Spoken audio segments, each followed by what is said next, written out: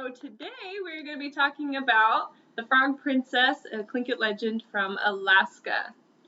And this story is written by Eric A. Kimmel and illustrated by Roseanne Litzinger.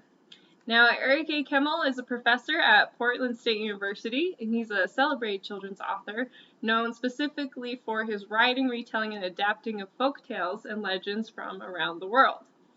And this particular one begins with the Tlingit chief's beautiful daughter.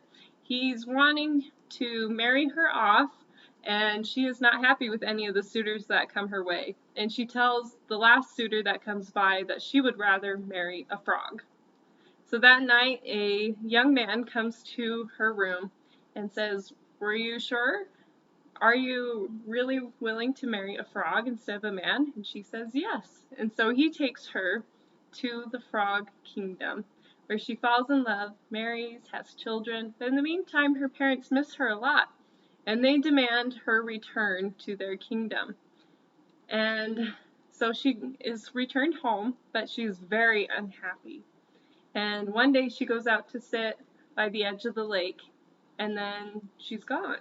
She disappears. So if you want to find out what happens to her, you'll have to read the book for yourself.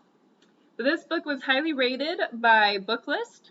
They said that this story was gracefully told, that preschoolers will enjoy the shape-shifting magic and cultural details, which are extended in the uncluttered paintings of villagers in the Tlingit costume.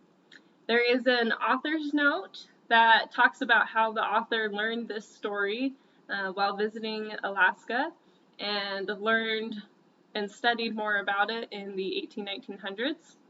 There's also an illustrator's note that says why the illustrator chose to represent the Tlingit culture with raven or eagle clan colors of red and yellow that hold significance to them.